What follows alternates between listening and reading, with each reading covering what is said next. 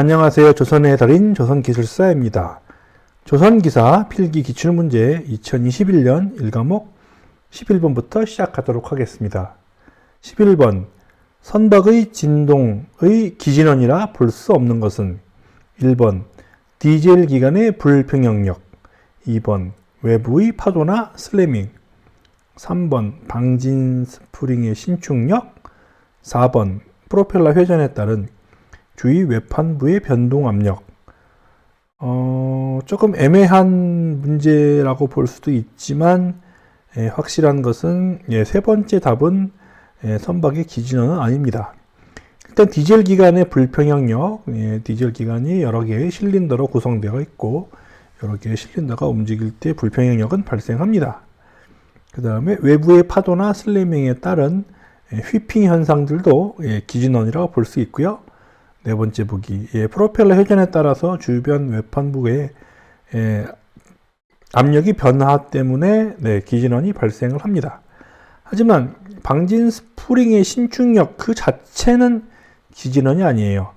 방진 스프링 위에 올라가 있는 기계 장비, 디젤 기관이 방진 스프링에 올라가 있지는 않지만 그런 기계 장비들이 기진원이 됩니다. 답은 3번 방진 스프링의 신축력이 기진원이 아니다. 12번 횡강도 부재가 아닌 것은 부재의 방향만 보면 되는 거죠. 1번 특설보 하니까 되게 낯선데 스트롱 빔 하니까 더 낯설어요. 두 번째 특설 르골 웹프레임 웹프레임 하니까 이거는 구조하시는 분들은 쉽게 아실 거고요. 세 번째, 중심선 걷어, 센터라인 걷어. 네 번째, 횡격벽, 트랜스버스 버크헤드. 우선 횡격벽은 횡방향에 있으니까 횡강도 부재이고요. 웹프레임도 횡방향으로 있으니까 횡강도 부재이고, 스트롱 빔 역시 빔이라는 것이 보통 횡방향으로 설치된 것을 의미하니까 특설보 역시 횡강도 부재가 맞고요. 중심선 걷어가 길이 방향이 있기 때문에 종강도 부재가 되겠습니다. 되게 단순화된 미드십의 형상인데요. 여기 선박의 중앙부 가운데 밑에 있는 것이 중심선 걷어가 되고요. 중심선 걷어는 종강도 부재가 되겠습니다. 13번 다음 중 일반적으로 가장 작은 방형계수 블록 코에피션트를 갖는 선박은 1번 컨테이너선, 2번 유조선, 3번 곡물 운반선, 4번 광물 운반선. 방형 계수가 작은 선박은 날씬한 선박이죠. 날씬한 선박은 빠른 선박이고요. 이 보기에서 이 보기들이 모두 다 화물선이긴 한데요. 가장 빠른 속도를 자랑하는, 가령 우리가 미국에서 직구를 하는데 직구된 물건이 배를 타고 오는데 미국에서 한국 오는데 한 달 넘게 걸리면 속상하잖아요. 보름 이하로 오면 얼마나 좋겠습니까? 그래서 컨테이너선은 보통 빨리 달려야 합니다. 그렇기 때문에 컨테이너선이 속도가 제일 중요한 화물선으로 날씬하게 합니다. 방향계수 CB를 한 0.7 정도 하는 것 같아요. 그 외에 유조선, 곡물운반선, 광물운반선은 소비자에게 직접 화물이 전달되지도 않는 B2B, 비즈니스 투 비즈니스 상품이라서 속도보다는 얼마큼 싸게, 얼마큼 많이 가져오느냐 하는 것이 중요한 거죠. 세 번째, 네 번째는 둘 다 산적 화물선, 벌크선이라고 불리는 것의 일종입니다. 가장 작은 방향 계수를 가진 선박은 1번 컨테이너선 되겠습니다. 14번 표와 같은 수선면의 면적을 갖는 선박의 배수 용적은 약 몇 미터 3승인가? 단 심슨의 제1법칙을 사용하여 계산하고 수선면 간격은 0.5m이다. 굉장히 중요한 문제죠. 필기시험에는 오히려 잘 나오지 않지만 2차 시험인 실기, 필답형이 굉장히 자주 나오는 시험입니다. 워터라인, 즉 베이스라인 0에서부터 0.5m 간격으로 해서 수선면 3m까지 해서 수선면 면적이 나오고 수선면 면적을 이용해서 선박의 배수 용적을 구하게 됩니다. 심슨의 제1법칙을 이용해서 하는 방식이죠. 심슨의 제1법칙은 2차 곡선으로 근사를 합니다. 2차 곡선을 근사하기 때문에 총 3개의 좌표를 사용하고 총 2칸의 면적을 사용을 하죠. 3개의 좌표를 첫 번째 거는 배수를 1을 주고 가운데 거 배수를 4를 줍니다. 그리고 여기에 있는 이 배수가 합치면 6이기 때문에 실제로는 배수가 2가 돼야 되거든요. 그래서 나누기 3을 한다. 예, 심슨의 제1법칙. 너무나 많이 나오는 문제이고요.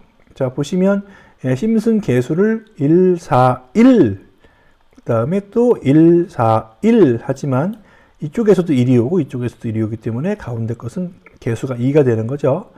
그 다음에 1, 4, 1이 되고요.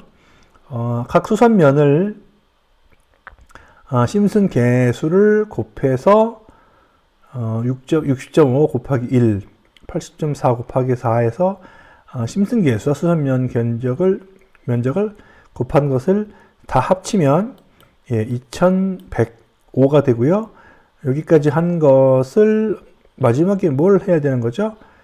네, 요거를 곱해야 되는 거죠. 요거 여기 스테이션 간의 간격과 나누기 3. 그래서 맨 처음 곱했던 2105 곱하기 S가 여기서는 수선면 간의 간격을 0.5라고 알려주기도 했고 실제로도 0.5인 것이 보이네요. 0.5 가장 중요한 거 나누기 3 하면 정답은 350이 되고요. 만약에 이 문제 같은 경우에서 도저히 나는 갑자기 심슨 계수를 기억을 못하겠다 고 하시는 분들은 직접 그림을 그리셔서 감을 잡으시기 바랍니다. 수선면 0부터 1, 2, 3까지가 있고요. 처음에 60, 80, 그 다음에 수선면 3에서는 140이니까 6, 20, 이 정도 되겠네요. 이 정도 되는 수선면의 형상 아니겠습니까? 실제로는 이렇게 되겠죠. 이런 식으로 되는 거게 되겠죠. 그러면 밑면은 60이 되고 윗면은 145가 되고 그 다음에 여기서 여기까지 간격은 3m라고 알고 있잖아요. 이런 면적을 가진 사다리꼴의 사다리꼴 면적을 대략 계산기로 구할 수 있잖아요. 그렇게 계산하면 실제로 350가량 됩니다. 정 안 되는 경우에 이런 식으로 필기 객관식인 경우에는 이렇게라도 계산을 한번 해보시는 것을 추천드립니다. 15번 유체 정역학 곡선. 하이드로스테틱 커브로 파악할 수 없는 것은, 우선 하이드로스테틱 커브라고 하면 되게 좋은데 유체 정역학 곡선이라고 번역하기도 하고 수정역학 곡선이라고 하기도 하고 시험마다 일부러 헷갈리게 하려고 하는지 한글 용어가 조금 정리가 안 되어 있습니다. 이번 같은 경우에는 정역학 곡선이라고 했지만 실제로는 여기 스태틱 때문에 정역학이 나왔던 거죠. 자, 아무튼 유체의 정역학을 나타내는 곡선이에요. 1번 배수량, 2번 중량, 중심위치, 3번 방향계수, 4번 부심과 부면심. 이 모두 유체 정역학 곡선 다들 보신 적 있으시죠? 수선면이 0부터 시작해서 수선면 어느 정도까지 위로 수직 방향으로 수선면이 변하는 동안 각 배수량의 크기라든지 부면심의 위치라든지 이런 것들을 다 그려놨습니다. 하지만 이것 중에서 유일하게 유체역학적 성능이 아닌 게 있죠. 중량 중심은 실제로 이 배 안에 물체의 위치를 나타내고 있기 때문에 보기 2, 중량 중심 위치는 그 위치가 유체 정역학 곡선에서 나오지 않습니다. 16번 선박의 선도에 관한 설명으로 틀린 것은, 선박의 보기 1, 정면도, 측면도, 반폭도로 구성되어 있다. 그렇죠? 2번 형표면에 대하여 그려지게 되므로 항상 외판의 안쪽 면을 기준으로 작성됩니다. 형이라는 것은 영어로 몰드죠. 몰드 표면은 외판의 안쪽입니다. 외판의 바깥쪽은 외판의 각 형상마다 두께가 다르기 때문에 바깥면으로 하면은 엉망진창이 될 수 있어요. 그렇기 때문에 일정한 기준을 갖는 표면은 항상 외판의 안쪽으로 작성을 합니다. 보기 3. 일반적으로 갑판선은 측면도, 정면도, 반폭도에서 곡선으로 표시된다. 보기 4. 반폭도의 빌지 다이아고날은 진 형상은 아니다. 보기 3번에 관해서 문의가 들어온 적이 있었습니다. 갑판선이 왜 곡선인가요? 갑판선 직선이 아닌가요? 라고 하시는 분들이 계신데요. 가령 미드십 섹션에서 갑판선이 어떻게 표현이 됩니까? 미드십 섹션에서 갑판선이 캠버가 있는 경우에는 이렇게 표시가 되잖아요. 그렇기 때문에 캠버가 뭐 직선일 수도 있고 사다리 꼴릴 수도 있고 뭐 이렇게 여러 가지 형상일 수가 있고요. 또 시어라고도 있지 않습니까? 선박이 이렇게 돼 있는데 선박의 그 선수 부분에서 부력을 좀 더 주기 위해서 이렇게 선박 앞으로 들어 올리는 경우가 있습니다. 이렇게 쉬어를 주는 경우도 있기 때문에 캄바랑 쉬어가 있는 입체 형상이기 때문에 곡선으로 표시가 됩니다. 수선면이랑 다른 값이 나오거든요. 그런 것들 조금 참조하시면 될 것 같습니다. 17번 선박의 횡동요를 방지하기 위한 장치가 아닌 것은, 이 문제는 일단 필답형으로 굉장히 자주 나오는 문제죠. 선박의 횡동요를 방지하는 장치 3가지를 쓰시오라고 하는 문제가 제가 당시에 했었던 1995년 조선기사에서도 나왔던 것 같습니다. 보기 1. 빌지킬. 보기 2. 핀 안정기, 핀 스테빌라이저. 보기 3. 감요수조, 안티롤링 탱크. 보기 4. 사이드 트러스터. 답은 보기 4. 사이드 트러스터가 되는 거죠.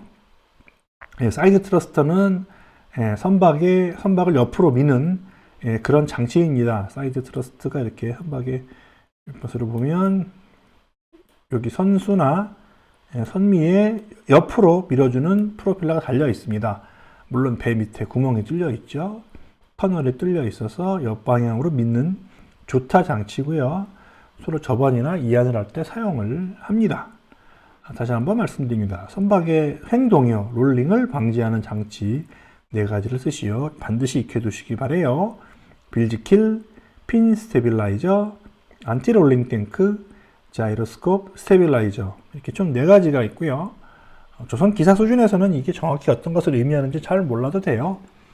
제목 정도만 잘 익혀두시기 추천드립니다. 18번 길이 100m, 폭 15m, 수선 면적 계수 0.774 인 선박이 해수 중에 등 홀수로 떠 있다. 이 선박의 중앙에 500톤의 화물을 적재했을 경우 홀수의 중가량은 약 몇 센티미터인가? 단 해수의 비중량은 1.02톤 per 미터 3승. 홀수 변화에 따른 수선 면적의 변화는 없다. 자, 보시면 이거는 뭐 물리 문제죠. 물리 문제. 이렇게 배가 떠 있는데요. 배 위에다가 500톤의 중량을 가하면은 500톤만큼 배가 더 가라앉게 되어 있습니다. 배가 얼마큼 더 가라앉는지 하는 건데 500톤의 중량만큼 물을 밀어내야 되기 때문에 결국 500톤에 해당되는 물의 무게를 구하면 되는 문제가 되고요. 공식도 필요가 없죠. 사실은 이 수선 면적 곱하기 홀수 증가량.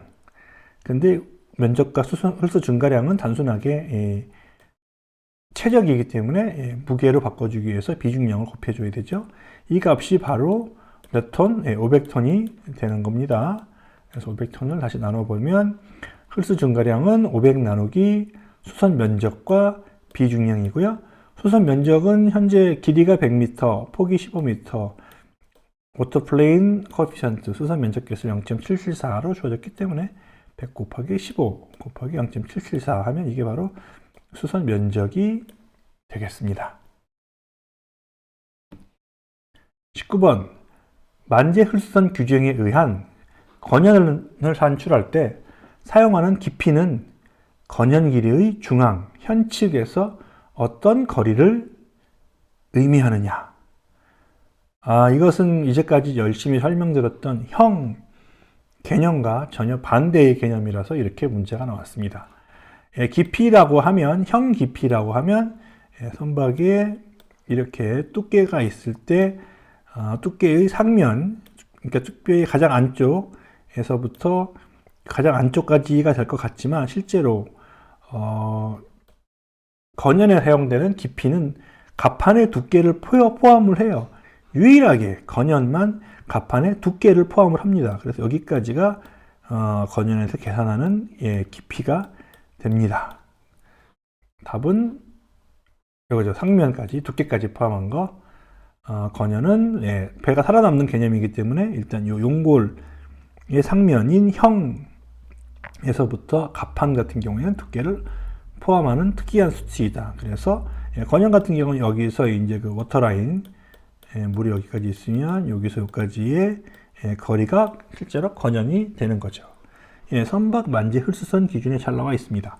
건연은 건연형 깊이의 상단에서 만재 흡수선까지의 수직 거리를 말한다. 건연형 깊이의 상단이라고 나와 있지 않습니까? 이 문제가 그것을 묻는 문제였습니다.